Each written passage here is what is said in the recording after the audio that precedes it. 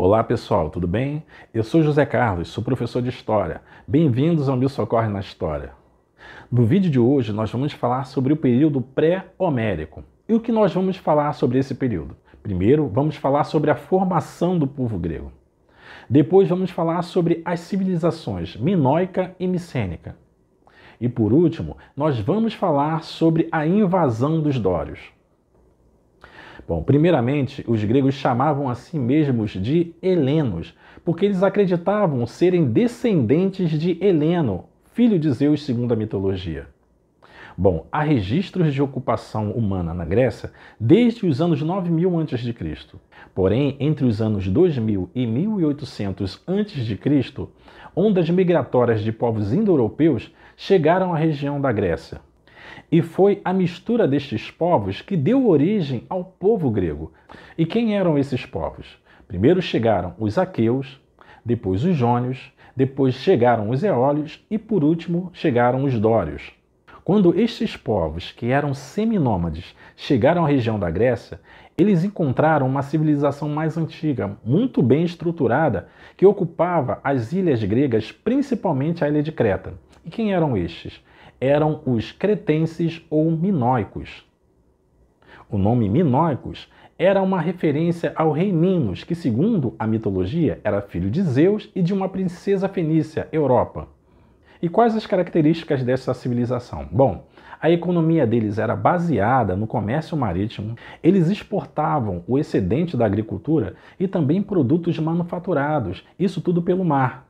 Porém, eles importavam metais preciosos, como o ouro que eles importavam do Egito. E nessas transações comerciais também eles faziam transações, trocas culturais. Eles fundaram várias cidades que não eram fortificadas, apesar de serem encontrados em sítios arqueológicos vestígios de armamentos. A principal cidade dos minoicos era Knossos, na ilha de Creta. Cada cidade minoica possuía grandes palácios. Esses palácios eles eram tão bem estruturados que eles possuíam sistemas de drenagem e de abastecimento de água, isso por canos, tubos de terracota. Eles também eram decorados com sofisticados afrescos que retratavam as cenas do cotidiano e também elementos da natureza. O palácio era o centro político e religioso das cidades minoicas. Eles também foram os primeiros da Grécia a utilizarem a escrita. A escrita deles era muito parecida com a escrita dos egípcios, que era hieroglífica, ou linear A, que era uma escrita silábica, ou seja, cada figura significava uma palavra. A figura do touro estava presente em toda a arte e na religião dos minoicos. O touro era um símbolo de força e poder. A sua religião era animista, ou seja, eles cultuavam vários deuses que representavam forças da natureza. A sua religião também era matriarcal e girava em torno de uma deusa feminina, a deusa mãe. Isso se refletia na sociedade minoica. As mulheres tinham certa autonomia social, tendo a mesma relevância social que os homens. E como chegou o fim dessa civilização? Bom, desastres naturais como terremotos, maremotos, destruíram várias cidades minoicas, fazendo com que essa civilização entrasse em decadência. Também o que contribuiu para o seu fim foi a invasão dos micênicos. Aqueus.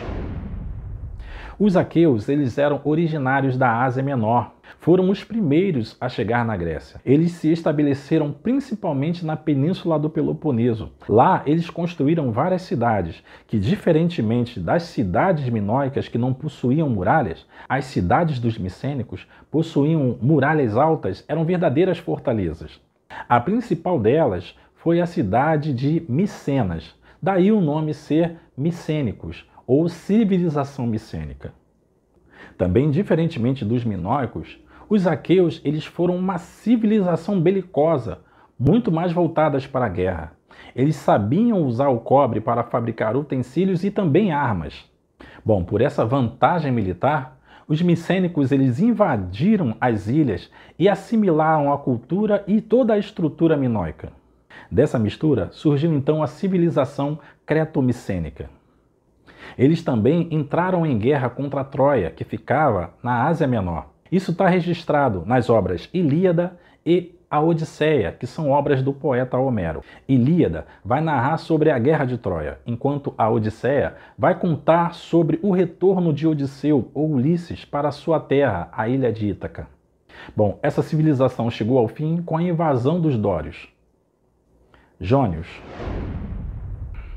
Bom, os jônios eles eram originários da Ásia Menor e se estabeleceram na Ática, na região da Ática e na península do Peloponeso. Quando eles chegaram até a península do Peloponeso, eles escravizaram vários povos, principalmente aqueus. Eles fundaram a cidade de Atenas, sendo então antepassados dos atenienses. Dessa forma, eles contribuíram e muito para a formação da cultura grega, tanto na ciência, quanto na política, quanto nas artes, na filosofia e na história. Foram os jônios que também colonizaram parte do litoral da Ásia Menor, e muitas dessas colônias se tornaram depois cidades-estados. Eólios. Bom, os eólios, eles acreditavam que eram descendentes de Éolo, deus dos ventos.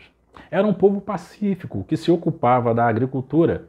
Quando eles chegaram à região da Grécia, já estavam lá os aqueus, os jônios, e eles chegaram de forma pacífica. Dessa forma, eles conseguiram se estabelecer em regiões próximas a esses povos.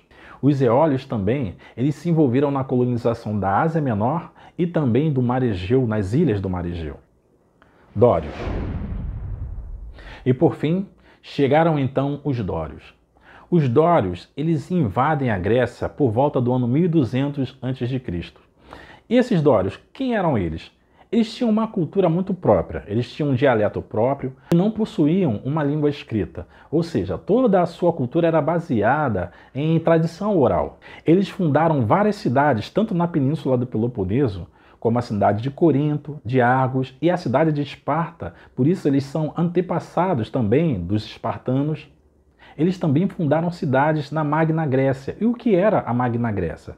Ela englobava territórios tanto da Sicília e também do sul da Itália, e cidades também na Grécia Asiática.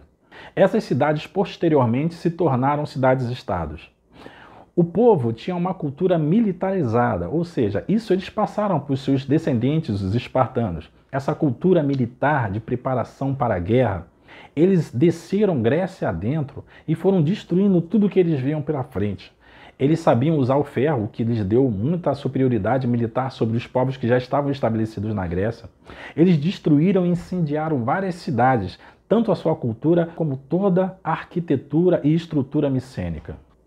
E quais foram as principais consequências da invasão dos dórios?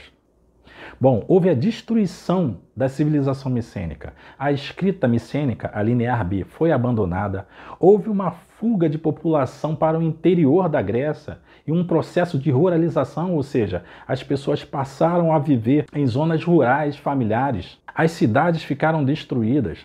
Houve um abandono do comércio marítimo e a população restante fugiu para outras partes do Mediterrâneo, o que ficou conhecido como a primeira diáspora grega.